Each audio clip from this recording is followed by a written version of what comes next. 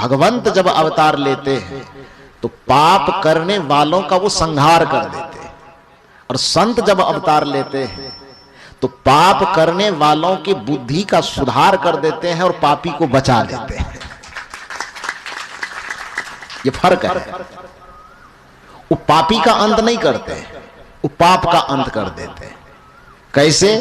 तो मैंने कहा कि रावण पापी, श्री राम जी आए तो रावण के जीवन का सुधार किया कि रावण का पूरा संहार कर दिया? क्या कर दिया? वो संहार कर दिया। संहार माने खत्म कर देना। तो जब आदमी को खत्म ही कर देंगे तो फिर बचेगा क्या? इस धराधाम पर जो दो प्रकार के अवतार होते हैं, भगवान का और संत का, दोनों में महान फर्क है। दोनों के पास विभाग का बंटवारा अलग अलग है। भगवंत का अवतार होता है जब धरती पर पाप बढ़ जाए, विकार बढ़ जाए, तो पाप करने वाले को खत्म करने के लिए भगवान आते हैं। वो पाप को खत्म कर देता है, तब पापी को खत्म करता है, तब पाप खत्म होता है। इसलिए चाहे वो गीता कहती हो कि चाहे रामचरितमानस कहती हो, यदा यदा ही धर्मस्य ग्लानिर्भवति भारतः अभ्युत्थानाम अधर्मस्य घृणासायस्य दुष्कृताम धर्म संस्थापनार्थाय संभवामि युगे युगे की जो बात है, इसी को रामचरितमानस में थोड़ा लोक भाषा में ढाल करके क्या कहा गया? जब जब हो ही धर्म की हानि उपजहि असुर अधम अभिमानी तब तब धरि प्रभु मनुज शरीरा हरहि कृपा निधि सजन पीड़ा। भगवंत के अवतार लेने का कारण बताया गया कि जब जब धर्म की हानि होने लगती है, अधर्म बढ़ने लगता है, पुण्य घटने लगता है, पाप की अभिवृद्धि होने लगती है, तो भगवान का अवतार होता है। और वो अवतार करता क्या है? पापी को खत्म कर देता है। राम जी आए, रावण को खत्म कर दिया। केवल रावण को नहीं, उसके पूरे खानदान को खत्म कर दिया। कृष्ण जी आए, कंस और कंस के जितने भी दाएं बाएं खड़े रहने वाले समर्थक लोग थे, उस सबको खत्म करके तब पाप का समापन किया। लेकिन इसी धराधाम पर संत के भी अवतार एक तरफ हुए, जिसमें आप सनक सनंदन सनातन की चर्चा भी कर रहे थे, जिसमें अभी आप भगवान बुद्ध को आप जानते हैं, भगवान महावीर को आप जानते हैं, सदगुरु कबीर साहब को आप जानते हैं, गुरु नानक देव को आप जानते हैं, सदगुरु रविदास जी को आप जानते हैं। जितने भी संतों का नाम इस धराधाम पर आप जानते हैं, संतों की भी एक श्रृंखला है।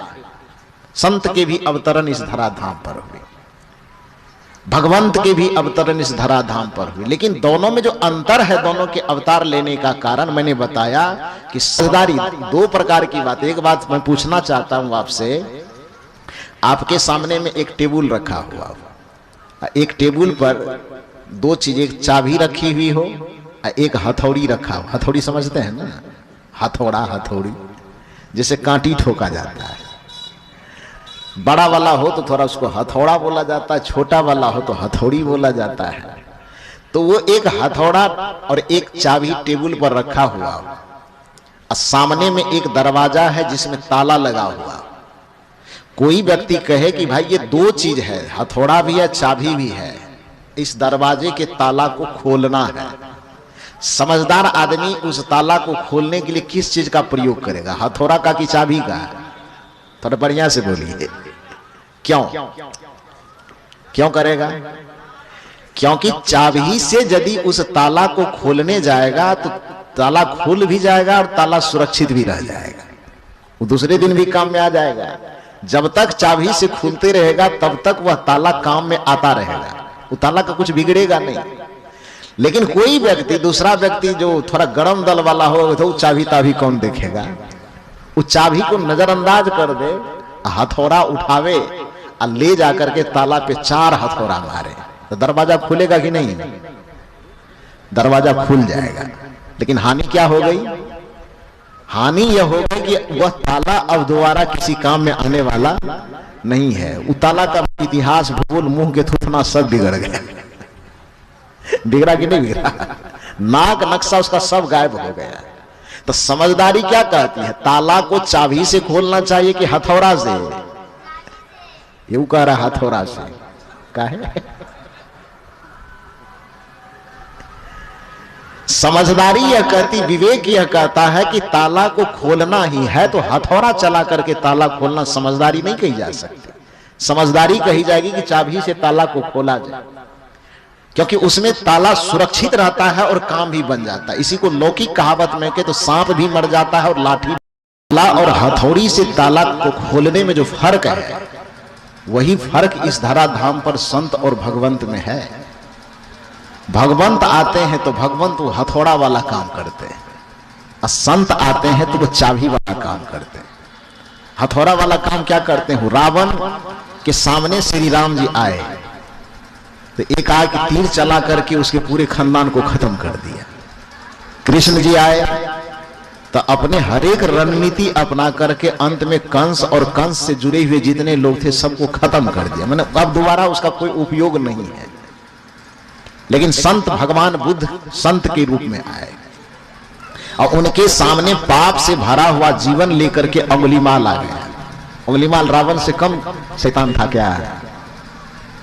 अंगुलीमाल रावण से कम कमजोर शैतान था? वो रावण से ज्यादा बरसर शैतान था। अब ज्यादा नहीं होगा तो कम से कम बराबर में तो जरूर होगा। होगा कि नहीं होगा? तो श्री राम के सामने में रावण आया, पाप का समापन करने के लिए श्री राम ने रावण को ही समाप्त कर दिया, बचा नहीं पाया उसको। कृष्ण के सामने कंस आए, उसको ही, या जितने भी भगवंत के अवतार के सामने कोई पापी आया, उस सब पापी का नाश हो गया, खत्म कर दिया उसको। लेकिन संत की जो एक श्रृंखला है, कबीर साहब के सामने, बुद्ध के सामने, महावीर के सामने, और जितने नाम आप गिनते चले जाएंगे इतिहास में, उस सभी महापुरुषों के सामने कोई बुद्धि का बिगड़ा हुआ आदमी आ गया, कोई अनाचार से भरा हुआ आदमी, व्यभिचार से भरा हुआ आदमी, कदाचार से भरा हुआ आदमी कोई आ गया, पूरा क्रूर अत्याचारी व्यक्ति भी आ गया संत के सामने। तो संत ने क्या किया? उसको मारा? मारा नहीं। भगवान बुद्ध ने अंगुलीमाल को मारा नहीं, उसका संहार नहीं किया, बल्कि अपने उपदेश के माध्यम से, अपने आचरण के माध्यम से, अपने संस्कार के माध्यम से, अपने साधना के माध्यम से उसकी चेतना में परिवर्तन ला करके उसका सुधार कर दिया, और सुधार करके तब उसका उद्धार कर दिया। इससे हुआ क्या कि पाप तो खत्म हो गया, लेकिन पाप करने वाले को सुधार करके बचा लिया गया। रत्नाकर का तो नाम आप लोग जानते हैं। रावण से कम अत्याचारी नहीं था, कंस से कम ज्यादा अत्याचारी नहीं था, बड़ा लूटता था लोगों को। लूटते लूटते संजोग से एक दिन भेंट हो गई सप्तऋषि मंडली से, जिसमें सनक, सनंदन, सनत कुमार, नारद जी इत्यादि सब लोग मौजूद थे। रत्नाकर निर्धारित योजना के अनुरूप जंगल में लूटपाट कर मचा रहे थे। सप्तऋषि मंडली गांव में भ्रमण करते हुए अचानक उसी रास्ते से गुजरे। लोगों ने रोका कि महाराज उधर से मत जाइए। कहा क्यों? कहा उधर रत्नाकर रहता है, बड़ा भयंकर डाकू है, वो किसी को छोड़ता नहीं है, जिसको देखता है झोला झंडा में जितना सामान रहता है सबसे पहले छीनता है। प्यार से दीजिए तो भी, अब प्यार से न दीजिए तो भी पहले सामान लेगा, उसके बाद बस गर्दन पे छोड़ा रख करके काम तमाम कर देगा। वृंदावन बिहारी लाल की जय, समाप्त कर देगा। तो आप उधर से मत जाइए। नारद जी ने कहा कि हम लोगों के पास जो विभाग है वो सुधार प्रधान विभाग है, और सुधारना किसको है? डॉक्टर किसके पास जाएगा? डॉक्टर जो जाएगा किसके पास? रोगी के पास जाएगा। नारद जी ने कहा कि हम सप्तऋषि मंडली जो देख रहे हैं आप, इसका काम ही है बिगड़े हुए लोगों को सुधारना, गिरे हुए लोगों को उठाना, चेतना के स्तर पर मुरझाए हुए लोगों में प्रसन्नता पैदा करना, मुस्कान पैदा करना, उनकी चेतना को, सोए हुए चेतना को जगाना, ये संत का काम होता है। और हम जिस भूमिका में हैं, हमको जो पद देकर के संसार में भेजा गया है, उस पद के अनुसार जब आप कह रहे हैं कि वो सबसे बिगड़ा हुआ खतरनाक आदमी उधर है, तब तो हम दूसरे रास्ते से यदि जाते भी तो पर भी छोड़ के हमको इसी रास्ते से जाना चाहिए। और अब आप बता दिए कि इस रास्ते में रत्नाकर रहता तो रास्ता बदलने का कोई सवाल नहीं होता, इसी रास्ते से जाएंगे। लोगों ने पैर पकड़ा कि मत जाइए, आप बचिएगा नहीं। नारद जी ने कहा कि हमको वहां पहुंचने तो दीजिए, पहले रत्नाकर बचेगा कि नहीं बचेगा ये सोचिएगा बाद में। हमारे बचने की चिंता मत कीजिए, हमको जाने तो दीजिए पहले, क्योंकि सूर्य के सामने अंधकार की क्या विसात है। सूर्य और अंधकार में कोई तुलना भी नहीं हो सकती। अंधकार का कोई अस्तित्व होता नहीं है, दिखता भले, इसी के लिए तो उसको माया कहा जाता है। अंधकार का अपना कोई अस्तित्व नहीं है। अंधकार है क्या? जब साहित्य जगत में अंधकार की परिभाषा खोजी जाती है तो कहा जाता है प्रकाश की अनुपस्थिति का नाम अंधकार है। ध्यान दीजिए मेरी बात, प्रकाश की अनुपस्थिति का नाम क्या है? अंधकार। जहां प्रकाश उपस्थित नहीं होता है तो उसके विरुद्ध में अंधकार रहता। अंधकार कोई चीज नहीं है।